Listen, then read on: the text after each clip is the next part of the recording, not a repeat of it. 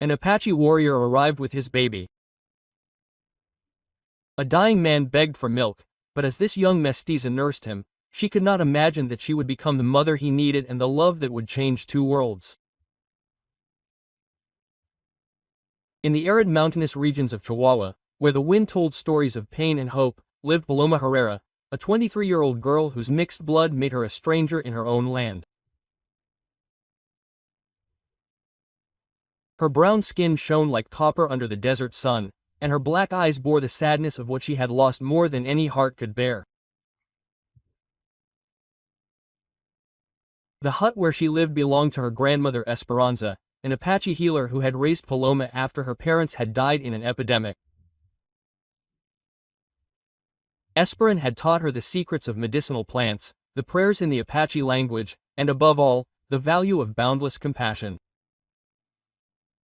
Now that her grandmother was buried under the mesquite tree in the courtyard, Paloma faced the rejection of the town of San Miguel del Huy. The women of the village whispered when she went shopping.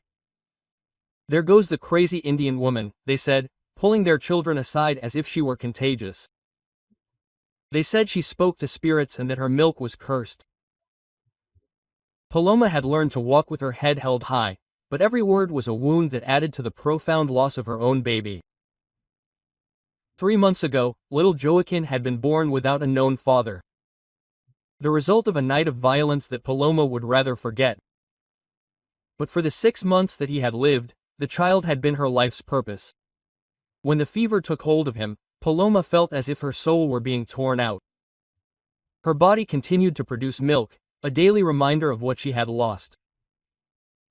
It was an October afternoon when fate knocked on her door. Paloma was gathering medicinal herbs when she heard the footsteps of a horse approaching. Looking up, she saw a tall, powerful man riding a black Mustang. His tanned skin glistened in the sun and his black hair fell loosely to his shoulders. He wore leather pants and a cotton shirt, but what caught Paloma's attention most was the bundle he carried across his chest. The man watched her for a long moment and Paloma noticed the desperation in his eyes. A desperation she knew all too well. Slowly, the warrior dismounted and approached her. Without saying a word, he unwrapped the bundle and showed her a baby, a few months old, pale and breathing heavily. "Milk," he said in heavily accented Spanish, pointing to the child and then to her. "My son needs milk." Paloma felt her heart stop. The baby had dry lips and sunken eyes, clear signs of severe dehydration. Without hesitation, she reached out and took the child in her arms. It was so light that it seemed as if it might break with a sudden movement. "He is very sick," Paloma murmured, examining the baby with the wisdom her grandmother had imparted to her. "How long has he not eaten?" The man looked at her without quite understanding, but the urgency in his eyes was universal. Paloma invited him into the cottage, where the fire warmed the hearth. She gestured for him to sit down while she continued to carefully examine the baby. "Anna," the man said, pointing to himself. Then he touched the baby's forehead. "Itzl, my son." "Izel." Paloma nodded and pointed to herself. "Paloma." Then she sat down in the rocking chair by the fire with the baby in her arms. The maternal instinct she had thought lost awoke with overwhelming force. Without further delay, she placed the child at her breast and began to nurse it. Anna watched her with a mixture of gratitude and wonder. His eyes, which had just shown despair, now shone with an emotion for which he could not find the words. Itzl clung to Paloma with the strength of those who find salvation in their darkest moments. For the next hour, Paloma fed the baby while Anna sat silently, watching her every move. When Itzl finally fell asleep, full and peaceful, Paloma felt a peace she had not known in months. "Thank you," Anna murmured in Spanish, then added something in Apache that Paloma understood perfectly thanks to her grandmother's teachings. "You saved my son." Paloma handed him back the baby, wrapped in a clean blanket. "He needs to feed every few hours," he explained with gestures and a few words in Apache that he remembered. "He is very weak." His mother, Anna, bowed her head. "Dead," she said simply. "War, soldiers." A dove's heart was crushed. "I knew that all too well," the pain of losing the people you love the most. As he thought about it, he gently touched Ayana's hand. "I'm sorry," he whispered. As Ayana prepared to leave, Paloma made a decision that would change his life forever. "Come back," he told her, gesturing for her to understand. "He needs milk." "I have milk." Ayana looked at him with an intensity that made him tremble. She nodded slowly and mounted her horse. Before leaving, she placed her hand over her heart and then extended it toward him. An apathetic gesture of respect and gratitude. That night, Paloma could not sleep. For the first time in months, he felt useful, needed. He had found meaning in his pain, a way to turn his loss into redemption for another defenseless being. At dawn, as he saw Anna's silhouette approaching again with Itza in her arms, he knew that fate had brought this family onto his path for a reason. What he didn't know was that his act of compassion would unleash a storm that would test not only his worth but also his ability to love without limits. The town of San Miguel del we would soon learn that Paloma Herrera was nursing the son of an Apache, and the fury of those who did not understand true love would rise like a storm, ready to destroy everything that had begun to heal. The following days became a sacred routine for Paloma. Every morning shortly after sunrise, Anna would appear with little Itel in her arms. The baby's cheeks had begun to turn red, and his dark eyes showed a liveliness that had not been there when he had first arrived. Paloma felt as if her heart healed a little more with each nursing. Anna didn't speak much, but her presence filled the cabin with an energy that Paloma had forgotten existed. He watched as she cared for Itzel with a devotion that went beyond words. Sometimes, when the baby slept after feeding, Anna and Paloma would sit side by side in silence, communicating with simple glances and gestures that spoke louder than 1,000 words. One afternoon, while Paloma was rocking Itzel to sleep, Anna began to speak to him in Apache. Although he did not understand all the words, Paloma recognized the tone, gratitude and something deeper that he did not dare to name. Their eyes met above the baby's head and for a moment the world stood still. "You are a good mother," Anna said to him in broken Spanish. And those words touched Paloma's heart like a healing balm. But the peace of those moments could not last forever. The town of San Miguel Deli was small and secrets did not last long. It was the laundress who first saw Anna leaving the dovecote early in the morning. Her eyes widened when she recognized the unmistakable silhouette of an Apache warrior. By noon, the whole town there was talking about Paloma's betrayal. The men met at the home of Don Ramiro Vázquez Cantina, a wealthy man who saw himself as the moral leader of the people. Ramiro was a middle-aged man with a bushy mustache and small eyes that sparkled with cruelty when he spoke of the purity of the race.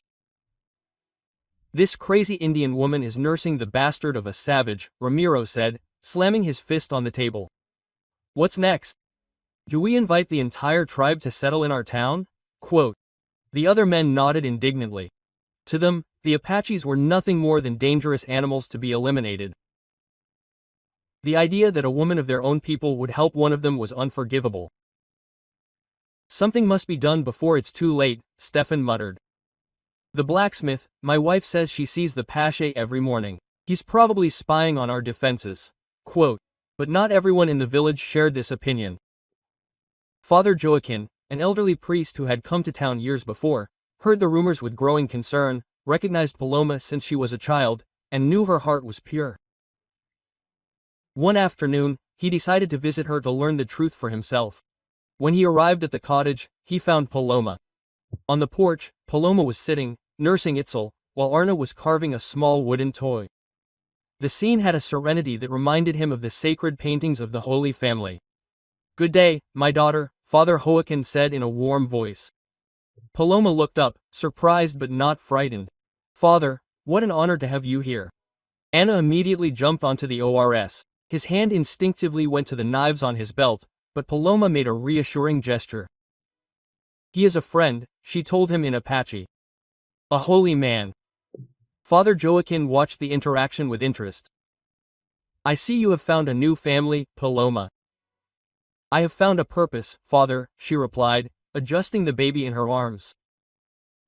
This child needed a mother and I needed a child. God has placed it in my path. Quote. The priest approached slowly and Anna watched him cautiously but without hostility.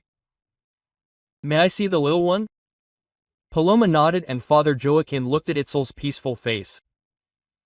It's beautiful, he murmured.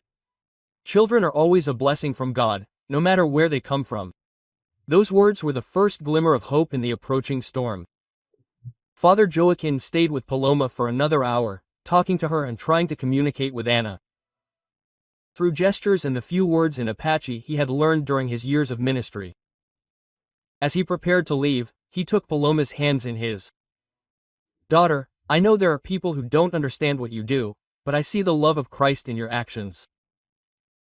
Take care of this family that God has placed in your heart. That night, after Anna returned to his hidden camp in the mountains, Paloma felt a new determination course through her veins. She knew she would encounter resistance, but she also knew that what she was doing was right. Her fears were realized all too quickly. A few days later, a group of men from the village arrived, led by Ramiro Vasquez, to their cabin at nightfall. Paloma was preparing dinner when she heard the hooves of several horses approaching. Her heart raced as she saw the hard expressions on their faces. Paloma, Herrera, Ramiro called as he dismounted. We need to talk to you. Paloma stepped onto the porch and maintained her composure despite the fear she felt. What do you want, gentlemen? We know what you have done, Esteban said, spitting on the ground. Feeding a savage's child. Betraying your own people. Quote, the baby is innocent, Paloma replied firmly. All it needed to survive was milk. The Apaches are our enemies, Ramiro yelled. Last year they killed my brother in a raid, and you feed their cubs so they can grow up and kill us later. Paloma felt the injustice of his words like a slap in the face. Itzel is just a baby. He can't hurt anyone. But he will grow up, Ramiro threatened, coming dangerously close. And when he grows up, he will remember that a woman from San Miguel del helped him. He will come back for us. If he comes back, Paloma said with a courage she herself did not know, it will be out of gratitude, not out of revenge. Love gives birth to love, Señor Vasquez. Only hatred breeds hatred. The men exchanged incredulous glances. To them, the idea that an Apache could be capable of gratitude was absurd. We give you 3 days, Ramiro finally declared. 3 days to stop harassing the creature. And tell this Indian never to come back. Otherwise, we will take more drastic measures. After they left, Paloma trembled for several minutes. But when she calmed down, her resolve was stronger than ever. She had found a family in Anna and Itel, and she would not give them up because of the threats of hateful men. That night, when Anna came to Itzel's nightly feeding, Paloma told him what had happened. She saw the warrior's jaw tighten in anger as he heard the threats. I can go, he said in Spanish. I don't want anything to happen to you. Paloma took his hand tightly. No, she replied, you are my family now. He is my son. No one will separate us. In that moment, as they watched over the peacefully sleeping baby together, they both knew that their bond was stronger than any barrier of race or culture. They had found something stronger than the hatred of the outside world. Dear, the 3 days Ramiro Vasquez's had given them passed in a tense whisper. Paloma fed Itzel as usual, but every noise outside made her flinch. Anna arrived earlier and left later, as if sensing danger. By the 4th day, an eerie silence had settled over San Miguel del Wheel. Paloma had noticed the hostile glances, the sudden silence of the men as she passed. As Anna approached the window, he said softly, many men are coming. Torches moved through the darkness like angry fireflies. Hoofbeats and loud voices drew nearer. Quote, we have to go, Anna said. Paloma looked back at the cabin of her childhood once more. Then she wrapped Itzel in a blanket and followed Anna through the back door into the forest. Just as Ramiro and his men reached the empty cabin, they rode away. In the mountains, Anna took them to a hidden cave. It was not a home, but it was safe. Paloma often cried quietly, but Anna's knowledge impressed her. He knew where to find water, edible plants, and shelter. He patiently taught her how to survive. Paloma's childhood with grandmother Esperance had prepared her. Now old knowledge was combined with new. She grew stronger with each passing day. Itzel blossomed. At night they often sat together in silence. Anna carved. Paloma sewed. Her feelings for him grew. One night he told her about a woman who saved an injured crow and had to choose between happiness and safety. Paloma understood too. She had chosen happiness, but the peace did not last. Ramiro had organized search parties, the mountains were combed. An old hunter betrayed them. One morning they heard hooves. Ramiro called out, "We know you're in there." Anna reached for her bow, but Paloma held him back. "I don't want you to get hurt," she whispered and handed Itel to him. "Take care of our son." With tears in her eyes, Anna nodded. "I will find you," he promised. Paloma left the cave with her hands raised. Ramiro shouted, "Where is the Apache?" "He is gone," she lied.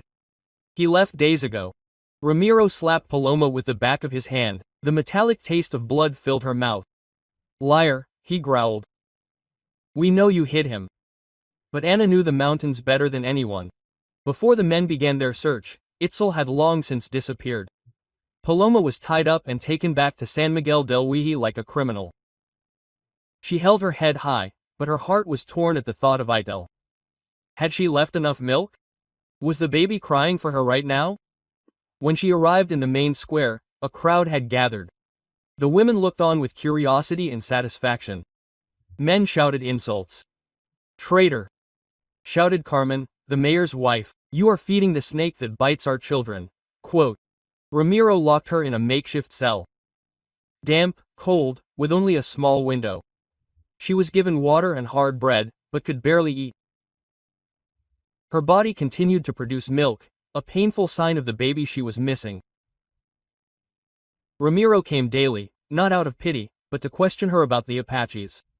Paloma remained silent. "Your silence will not save you," he threatened. Some wanted to take her to the desert so that she could experience true thirst. But Paloma had found strength within herself. She had saved a child, found love, started a family, through compassion, not hatred. Meanwhile, Anna was struggling with another nightmare in the mountains. Itzel refused goat's milk, grew weaker. One night, Anna secretly descended into the village. He watched the house, looking for a chance to save Paloma. Without violence. Then he made a decision. He rode to the church and prayed to Joaquin. "He's dying without her," Anne said, speaking in Spanish in a broken voice. The priest felt the child's heat and understood that it was a matter of survival. Together they went to Ramiro. When he saw Anna, he screamed. But Father Joaquin remained calm. Quote, "This child is dying because you are holding his mother captive. Is that Christian?" Doña Esperanza, an old midwife, stepped forward. "My God, this child is seriously ill." "Let him die," Ramiro growled. But even his followers were affected. Finally, under pressure, he agreed to let Paloma see the child for a few minutes. When she took Itel in her arms and breastfed him, the world seemed to stand still. Tears streamed down her face. Quote, "I'm sorry, my darling," she whispered. "Mama is here now." The men who had come to watch were strangely moved. There was something deeply human in the sight of a mother nursing her child. Even Ramiro could not help but feel a pang of compassion. As Itzel drank, his breathing calmed and some of the color returned to his cheeks. The change was so obvious that even skeptics had to admit it. The baby needed Paloma. "This child will die without her," Doña Esperanza murmured. "She is his mother. In everything but blood." Quote, Father Joaquin nodded. "A mother's love knows no race or borders. This woman is the purest expression of Christian love for one's neighbor." When Paloma had to give Itzel back, the baby began to cry. Weak but desperate. Its cry carried all the way to the street, where neighbors had gathered. The sound awakened the age-old instinct to protect the weakest. "This cannot go on," Doña Esperanza cried. "This child needs its mother." But Ramiro objected. "She is a traitor.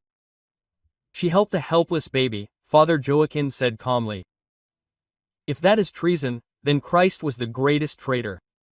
The city was divided between compassion and hatred. But doubt had been sown. In the days that followed, San Miguel del V changed. The image of Paloma and the baby was particularly etched into the hearts of the mothers. Doña Esperanza spoke quietly to other women. The love in her eyes was the same that I saw in you when you first held your children. Father Joaquin also preached about compassion and neighborliness. Although he did not mention Paloma's name, everyone understood. Then help came from an unexpected source. Ana turned to her father, the wise Apache chief Nalnicht. When he heard of Paloma's actions, he said, "This Mexican woman has the heart of an Apache. We will not save her with violence, but with peace." 3 days later, a group of Apaches entered the city peacefully, carrying Itel in Ana's arms. Their arrival caused panic until it became clear that they were not carrying weapons. Nanich spoke calmly, "We come in peace. This woman saved our grandson. That deserves respect, not punishment." Father Joaquin stepped forward. "As Christians, we must listen to them." And when Doña Esperanza saw the sick baby, she whispered, "He is very ill." Nanich spoke to the people, "We have fought each other. But this woman did not see the enemy. She saw a child of God." His words moved many, and Father Joaquin said, "This man speaks truths that we Christians must acknowledge. Did not Christ teach us to love our enemies?" Doña Esperanza asked. Nalnish replied calmly, "My grandson has not harmed anyone. He is only a baby whose mother is imprisoned." Ana stepped forward with Itel in her arms. The baby was crying weakly. Quote, "This is my son," she said. "He is dying without Paloma. She is his mother in heart." Doña Esperanza stepped forward. "May I?" Ana hesitated, then handed her the baby. The midwife saw immediately. It is severely dehydrated and malnourished. If it does not receive food, it will die. She looked at Ramiro. "Do you want to let the baby die for your pride?" Many women began to cry. Men looked away in shame. Then Ramiro's daughter Maria stepped forward. Quote, "Daddy, please. Mommy would not have wanted this." The mention of his deceased wife affected him deeply. Father Joaquin seized the moment. "Show true Christian strength, compassion." Nalnish added, "If you release her, we will remember her honor. We can make peace." Quote, Ramiro looked at his daughter, then at the baby. 3 months, he murmured. "If there are no attacks, we will talk about lasting peace." The crowd murmured in agreement. Nalnish promised, "As long as Paloma is treated with respect, no Apache will attack." Paloma was released. When Itzel saw her, his legs fell silent. "My boy," she whispered. She took him in her arms, breastfed him publicly. Nalnish bowed to her. "You are a true mother." The villagers began to respect Paloma. She moved with Ana and Itzel into a small house on the edge of the village. Itzel grew up healthy, spoke Spanish, and Apache brought both cultures together. Father Joaquin blessed Paloma and Ana's union in a ceremony that combined Christian and Apache traditions, the town's first interracial marriage. Even Ramiro became an advocate for peace. His daughter Maria befriended Koana Ana's brother, a hope for the next generation. Years later, Paloma and Ana sat on the porch, watching Itzel play. "Do you regret it?" Paloma asked. "Never," Ana replied.